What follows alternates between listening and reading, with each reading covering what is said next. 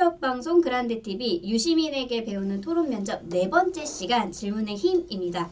오늘 또 한국 HR 진단평가센터의 박재림 대표님 모시고 함께하겠습니다. 네, 안녕하세요. 네. 일단 오늘은 이제 네 번째 시간으로 네. 그 질문을 한다라고 하는 것이 토론 과정에서 어떤 의미가 있는가 이런 네네. 거를 좀 가지고 그 말씀을 드리려고 하는데 그 네. 썰전 이렇게 네. 자주 보셨으면 지금은 이제 썰전이 좀 인기가 좀 시들했죠. 네, 좀 예전에는 한참 시들하죠. 뭐 하늘을 찔렀는데 인기가 그때 보면 이제 유시민 작가가 이렇게 중간중간에 토론을 하면서 질문하는 그런 모습들을 자주 볼 수가 있었습니다. 유시민 작가님 좋아하시나 봐요. 아유 좋아하죠. 물론 박형준 전 국회의원도 좋아합니다. 네, 두 분 다 뭐 네. 다 좋아하고 특별히 뭐 호불호가 있다기보다는 네. 지금 이제 유시민 작가라고 하는 분이 이 시대의 토론의 아이콘, 뭐 말을 잘하는 어떤 뭐 대표적인 그런 인물이기 때문에 이 사람을 통해 가지고 한번 우리가 배워보자 뭐 이런 취지인 거고요. 네네. 오늘의 그 텍스트를 한번 좀 이렇게 서로 읽어볼 필요가 있는데 이런 내용입니다. 일단 한번 좀 말씀을 해보시죠. 제가 1인 2역 하겠습니다. 대표님께서 네. 유시민 작가 네. 역할 해주시면 좋을 것 같습니다. 네. 돌을 넘은 마녀 사냥이 요즘 곳곳에서 진행되고 있다는 얘기가 많거든요. 어떻게 보셨어요? 글쎄 이게 누구 잘못일까요? 네. 아니 누구 잘못이 아니라 우리 인터넷 생태계 또는 SNS 생태계의 문제가 그대로 드러난 거죠. 문제라고 인식하기 전에 인간의 본성과 관련된 거라고 생각해요. 인간의 본성 중에 하나가 잔인함이죠. 왜냐하면 우리가 싸우면서 살아왔기 때문에 인간 사회에서 지배와 권력을 위해서 지금도 싸우고 있잖아요. 가학성 심리라는 게 인간의 굉장히 중요한 심리적 본성으로 있어요. 너무 두리뭉실한 진단이 아닌가. 그러니까 지금 말씀대로라면 그냥 인간 책임이다. 호모사피엔스 책임이다. 이런 말씀이시잖아요. 아니 크게 보면 그렇죠. 인간 책임이죠. 네. 너무 이제 교수님 같은 말씀이라고 생각을 하고 이 건은 그렇게 부정적으로 볼 사안이 애초부터 아니었다고 생각을 합니다. 네. 까지가 오늘의 이제 그 텍스트인데요. 네네네. 이제 박형준 그 전 의원이 네. 지금 요 상황은 SNS 상에서 뭔가 이렇게 시비거리나 뭔가 그 의견의 충돌 이런 게 있으면 막 여러 사람들이 물어뜯죠. 피라냐처럼. 막 달라 들어가지고 무자비하게 공격을 하는 그런 상황을 가지고 토론을 했던 당시에 이제 내용인데 네네. 거기에 대해서 박형준 의원이 네네. 뭐라 그렇게 쭉 말씀을 하시니까 이것이 너무 이제 진단 내용이 너무 두리뭉실하다. 네, 뭐가 이렇게 핵심이 없다. 얘기하는 장면이잖아요. 오늘은 제가 쭉 봤는데 유시민 작가님이 별로 말을 안 하셨거든요. 네. 근데 그러니까 이 대목에서 네. 어디가 이제 우리가 주목을 해야 되는 그런 핵심 대목인가? 네. 그거는 이제 뭐 제목에서도 나왔으니까 네네. 지금 이렇게 빨갛게 테두리가 쳐져 있는 누구 잘못인가요? 그 다음에 맨 마지막에 이 건은 그렇게 부정적으로 볼 사안이 애초부터 아니라고 봅니다. 네네네. 인데요. 네.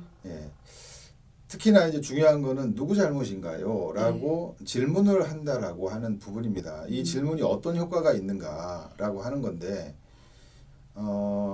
이 질문을 한다 이퀄 그 순간 네. 토론을 뭔가 이렇게 자연스럽게 주도해 나가게 됩니다.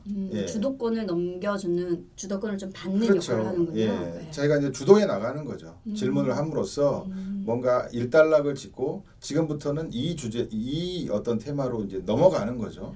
질문을 함으로 해가지고. 네네네. 특히나 이제 질문을 했다라고 하는 거는 그 자체로 질문을 했으니까 상대방 답변을 기다리고 있어도 되는 뭔가 누구도 인정은 안 해줬지만 어찌됐건 자연스럽게 그 판이 나는 이제 질문을 했으니까 들어도 되는 거예요. 이제. 그러니까 어떻게 보면 토론 면접에서는 질문을 네. 던지고 네. 뭔가 내 생각에 정리를 한다거나 그럴 수 있는 거예요. 여유도 충분히. 생기고 또 토론 상황에서의 주도권 역시도 가져올 수 있는 그렇죠. 부분이거든요. 그래서 이제 답변을 기다려가면서 네. 듣고 있어도 되는 어떤 권리라고 하는 것이 자연스럽게 생겨나게 된다. 이 흐름 속에서 맥락 속에서 라는 게 있고요. 일단은 아까 이제 말씀 뭐 유사하게 드렸지만 상대방의 답변에 대해서 일단 먼저 들을 권리가 있으니까 듣고 나서 자연스럽게 논평을 할 수도 있어요.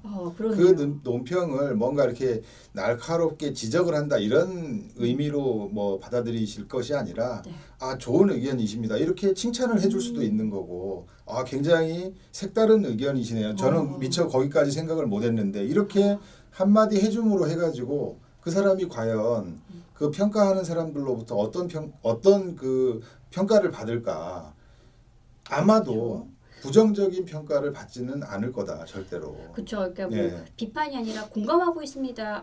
그렇죠. 좋은 의견 예. 잘 들었습니다라고 하면 네. 제가 평가자라도 상대방의 의견에 공감을 잘한다, 그렇죠. 경청을 잘한다 이런 좀 긍정적인 평가들을 할 수 있을 것 맞습니다. 같습니다. 예, 네. 예.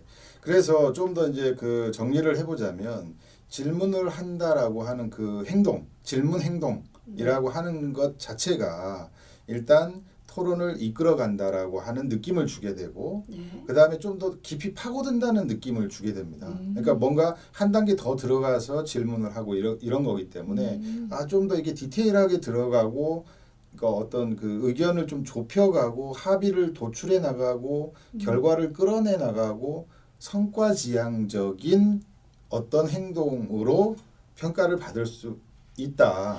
그러니까 어떻게 보면 정말 질문 하나로 그렇죠. 굉장히 긍정적인 평가를 많이 받습니다. 네. 주도적이고 깊이 있고 합의 결과를 가지고 성과도 만들어내는 그렇죠. 예. 일타쌍피. 그래서 여기에 나와 있는 이런 내용들을 굳이 이제 역량으로 네네. 표현을 하자면 아까 이제 공감에 대해서도 말씀을 해주셨지만 요즘 공감, 경청 이거 굉장히 중요시 하지 않습니까? 맞습니다. 예. 그런 자연스럽게 그렇게 된다라고 하는 게 있고 네네. 아까 말씀드렸다시피 좀 더 이렇게 깊이 파고든다라고 하는 그런 관점에서 뭔가 분석적이고 좀 더 이렇게 이게 날카롭게 파고들려고 하는 그런 역량도 있다는 느낌을 줄 수가 있고 합의를 끌어내고 결과를 끌어내고 뭔가 좀 더 어떤 그 아웃풋을 만들어 나가려고 하는 그런 성과지향성, 결과지향성 이런 거를 갖고 있다라고 하는 자연스러운 느낌을 전달해 줄 수 있는 굉장히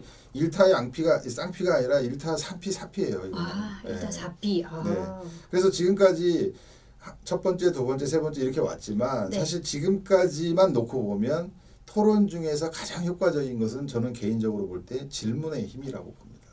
예. 어떻게 질문을 할 것인가 네. 그리고 어떻게 좀 이런 상황에서 사실은 그 취업을 준비하시는 뭐 취준생 입장에서 그 긴장되는 토론 상황에서 질문을 한다는 게 좀 쉽지는 물론 않을 거예요. 쉽지는 않을 거라고 봅니다만 조금 이렇게 본인이 의식적으로 그래서 상대방들이 이렇게 각자의 의견을 얘기할 때 뭐 굉장히 어려운 질문을 하라는 것이 아니라 아까 말씀해 주셨던 그 얘기는 저는 이렇게 들었는데 혹시 맞습니까? 이러면 어떤 역량으로 표현이 되냐? 확인성이 높은 역량인 거예요.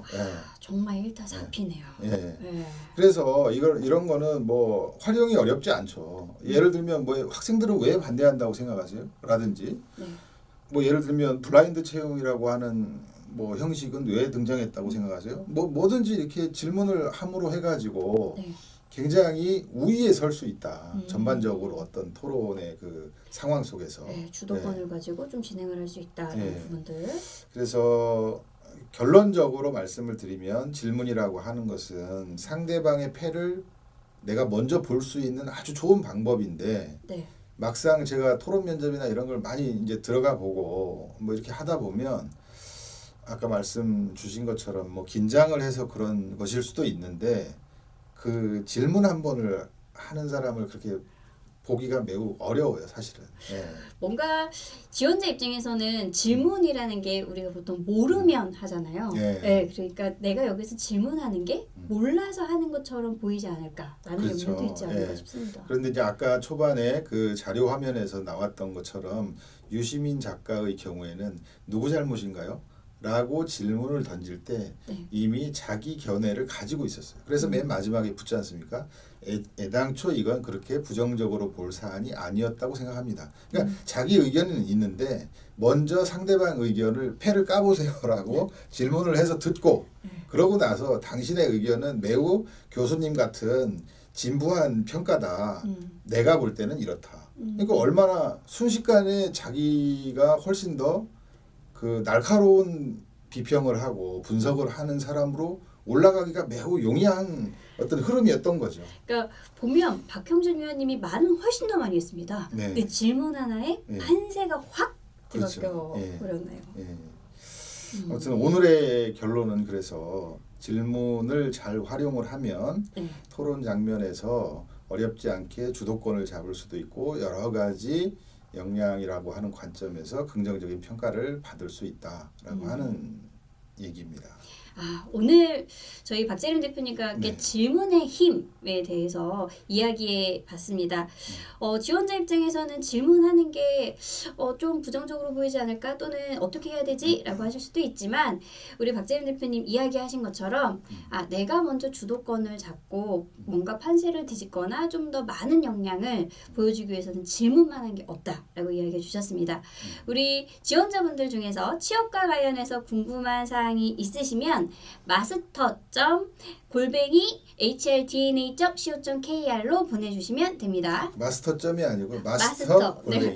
죄송합니다. 그렇게 해주시면 됩니다. master.골뱅이 hrdna.co.kr입니다.